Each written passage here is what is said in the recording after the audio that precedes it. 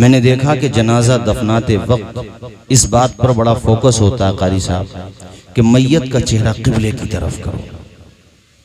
अगर किसी वजह से चेहरा किबले की तरफ ना हो तो ऊपर जो बरगा लगाने वाले खड़े होते हैं या मिट्टी चढ़ाने वाले, सबकी तवज्जो इस तरफ होती है। जो 4 हजरात कब्र में उतरे हैं जसद के साथ, उनकी तवज्जो मबजूल कराते हैं इस तरफ कि चेहरा किबले की तरफ करो। वो कराना भी चाहिए, जरूरी है, क्योंकि वो आखिरी बार अब सो रहा है, क़यामत में उठेगा वो। सबकी तवज्जो इस तरफ है कि चेहरा किबले की तरफ करो। काश यही तवज्जो हमारी जीते जी भी होना चाहिए कि जैसे मरने के बाद सबकी ज़बान पर यह है कि चेहरा किबले की तरफ करो, बरगे लगाने के बाद सबकी ज़बानों पर मिट्टी डालते वक्त कुरान मजीद की आयत है, मिन्हा खलकनाकुम व फीहा नुईदुकुम व मिन्हा नुखरिजुकुम तारतन उखरा। हमने तुम्हें इसी मिट्टी से बनाया था, इसी में सुला रहे हैं, वापस कर रहे हैं, और सुनो क़यामत के दिन इसी मिट्टी से उठाए जाओगे। मिट्टी से ज्यादा औकात नहीं है तुम्हारी। बड़े बड़े ताकतवर लोग जिनके कपड़ों पे मक्खी नहीं बैठती थी, जो अकड़ के चलते थे, जिन्हें अपने इल्म पे तकब्बुर, दौलत पे तकब्बुर, अपने मनसब पे तकब्बुर, अपने तौर तरीके जो तकब्बुर का पुतला बने हुए थे, जब वो दुनिया से गए अपने साथ न संपत्ति ले गए, न अपने इल्म का रोबो दबदबा ले गए, न अपनी वजाहत ले गए, कुछ भी साथ नहीं लेकर के गए।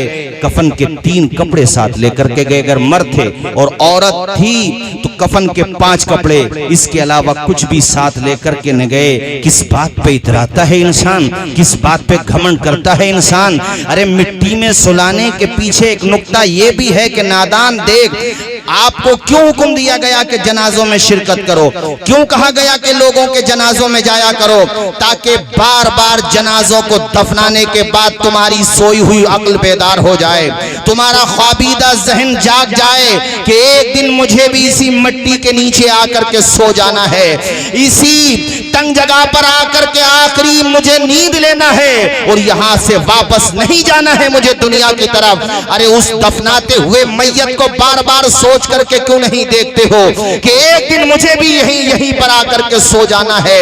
न जाने अल्लाह ने तेरे जैसे कितने अकड़फू बनाए मिट्टी से और मिट्टी में वापस जाकर के सुला दिए।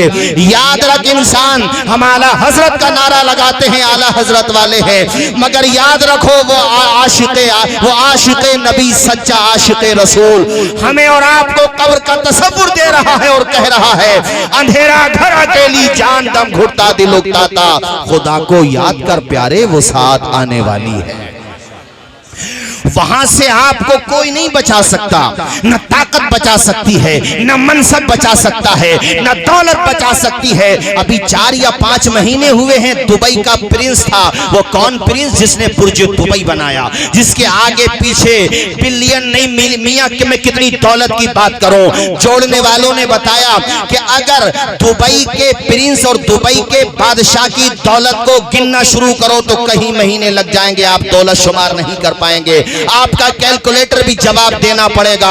इतनी दौलत, अरे मिलियन दौलत के, कितनी खरबों दौलत तो उसने बुर्ज दुबई में लगा दी। वहां पे स्टेडियम बनाए, न जाने कितनी बड़ी कीमती इमारतें बनाई। पिछले दिनों जब उसकी मौत हुई, वो भी उसी कब्र में जाकर के सो गया जहां एक रिक्शा चलाने वाला सो जाता है, और दुनिया को पैगाम दे करके गया। वही पैगाम जो सिकंदर बादशाह ने दिया था कि जब मुझे मौत आ जाए तो मेरा एक हाथ कफन के बाहर निकाल दिया जाए। पूछने वालों ने पूछा था, सिकंदर बादशाह इसमें हिकमत कौन सी है, अपना हाथ कफन से बाहर क्यों निकलवाना चाहते हो? तो सिकंदर बादशाह ने कहा था, मैंने जिस मुल्क पे हमला किया वहां पे फतह याब होकर के लौटा, जहां जहां गया वहां की सरहदों पर मेरी किश्वर कुशाई का परचम लहराने गया लगा। मेरी फौज जिधर को जाती थी दुश्मन फौज के पांव खड़ जाते थे, उनके घोड़े मैदान छोड़ के भाग जाया करते थे। मैंने जहां जहां गया कामयाबी का सेहरा मेरे माथे पे सजता हुआ नजर आया, लेकिन जब मैं मर रहा हूं तो दुनिया को यह पैगाम दे करके जा रहा हूं कि दुनिया वालों, मेरा हाथ कफन से बाहर इसलिए है कि देख लो, सिकंदर जैसे खाली हाथ आया था वैसे ही खाली हाथ वापस जा रहा है। न किसी मुल्क की सरहद लेके जा रहा है, न किसी मुल्क का दबदबा लेकर के जा रहा है, न किसी मुल्क का परचम लेकर के जा रहा है, न जमीनो जायदाद लेकर के जा रहा है। हाँ, अगर साथ लेकर के जा रहा है तो तहज्जुद के सजदे साथ लेकर के जा रहा है, नमाजें साथ लेकर के जा रहा है। मैंने तकरीर का आगाज यहां से किया था कि जैसे मरने के बाद सबको फिक्र है कि चेहरा किबले की तरफ करो, अरे वैसे ही जीते जी भी फिक्र करो कि हमारा दिल रहे गुंबदे खजरा की तरफ, पेशानी रहे खाने काबा की तरफ।